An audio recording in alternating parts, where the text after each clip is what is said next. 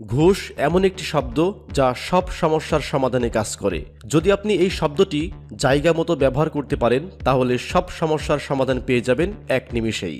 তবে এই ঘুষ শব্দটি পরিবর্তন হয়ে কোথাও কোথাও এটার নাম হয়ে গেছে হাদিয়া, আবার কোথাও কোথাও এটার নাম হয়েছে মিষ্টি খাওয়ার বকশিশ। সরকারি এবং বেসরকারি অনেক সেক্টরে মানুষ এখন প্রতিযোগিতায় নেমেছে কে কত ঘুষ খেতে পারে। তো চলুন বাংলাদেশের বিখ্যাত 5 জন ঘুষখোরের সাথে আপনাদের পরিচয় করিয়ে দিই। ছবিতে আপনি যাকে দেখতে পাচ্ছেন তাকে নতুন করে পরিচয় করিয়ে দেওয়ার কিছুই নেই। ওবায়দুল কাদেরের সেই ভাইরাল ডায়লগ, মাসুদ ভালো হয়ে যাও। ভালো হয়ে যাও মাসুদ, ভালো হয়ে যাও, তোমাকে আমি অনেক সময় দিয়েছি। হ্যাঁ, এটাই সেই মাসুদ। বিআরটিএ অফিসের সবকিছুই তিনি। মোটরবাইক, বাস, ট্রাকের কাগজ বলেন আর ড্রাইভিং লাইসেন্স বলেন, এই মাসুদকে ঘুষ না দিলে কোনো ফাইল এক টেবিল থেকে আরেক টেবিলে যায় না। এরপর ওবায়দুল কাদের হঠাৎ পরিদর্শনে এসে ঘুষখোর মাসুদকে ভালো হয়ে যাওয়ার পরামর্শ দেয়।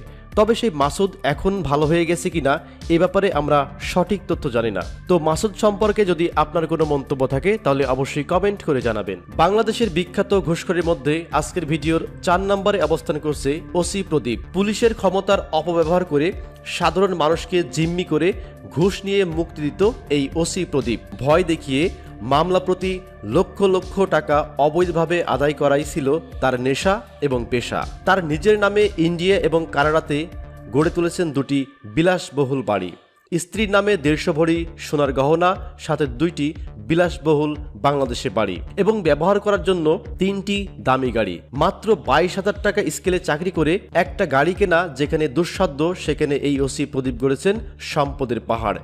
মাদক ব্যবসায়ী এবং চোরা কারবারদের কাছ থেকে লক্ষ লক্ষ টাকা ঘুষ খেয়ে তাদেরকে নির্বিঘ্নে ব্যবসা করার সুযোগ দিত এই ওসি প্রদীপ। এবং এই ঘুষের টাকা তিনি কখনো ব্যাংকে রাখতেন না, তিনি সরাসরি সম্পদ কিনে রাখতেন। তবে সেই সম্পদ তাকে শেষ পর্যন্ত বাঁচাতে পারেনি। মেজর সিনহা হত্যাকাণ্ড মামলায় আদালত কর্তৃক ওসি প্রদীপকে ফাঁসির রায় দেওয়া হয়।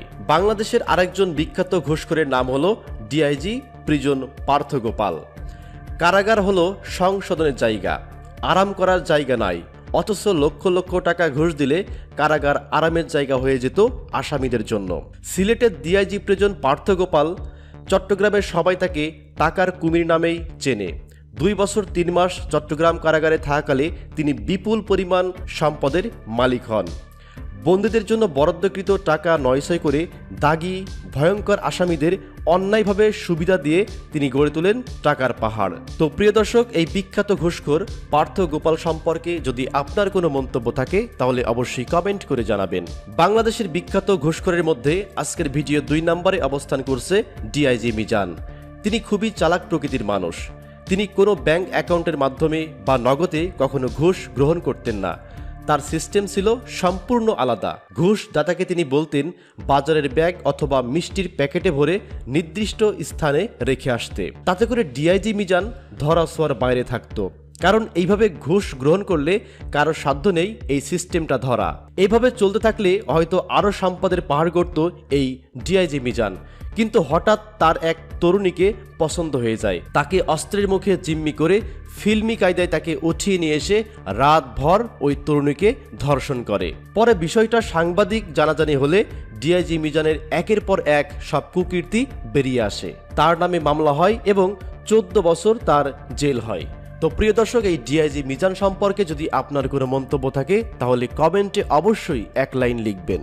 বাংলাদেশের বিখ্যাত ঘুষখোরের মধ্যে আজকের ভিডিওর 1 নম্বরে অবস্থান করছে পুলিশের সাবেক আইজিপি বেনজির আহমেদ। ঘুষ কত প্রকার এবং কি এবং কিভাবে খেতে হয় তা যদি শিখতে হয় তাহলে আপনাকে ফলো করতে হবে এই বেনজির আহমেদের সিস্টেমকে। বেনজির আসলে কত টাকার মালিক এই তথ্য এখনো কেউ বের করতে পারেনি। বেনজির তার ঘুষের মাধ্যমে এত টাকা অর্জন করেছে যে সে তার নিজের টাকায় নিজে গুনে শেষ করতে পারে না। মালয়েশিয়া, সিঙ্গাপুর এবং কানাডাতে কিনেছেন 3টি বাড়ি, ব্যবসার প্রসার ঘটিয়েছেন বিদেশে। এই বেনজির আহমেদের ঘুষের বিবরণ যদি আমি এই ভিডিওতে দিতে থাকি তাহলে এই ভিডিওটা 1 ঘন্টার বেশি লম্বা হয়ে যাবে। তাই বেনজির আহমেদের ঘুষ সম্পর্কে যদি আপনার বিস্তারিত জানতে হয় তাহলে অবশ্যই গুগল করে নিতে পারেন। তো প্রিয় দর্শক, আজকের ভিডিওতে যে 5 জন বিখ্যাত ঘুষখোরের সাথে আপনাদের পরিচয় করিয়ে দিলাম, এই 5 জন ঘুষখোর সম্পর্কে যদি আপনার কোনো মন্তব্য থাকে তাহলে অবশ্যই কমেন্ট করে জানাবেন।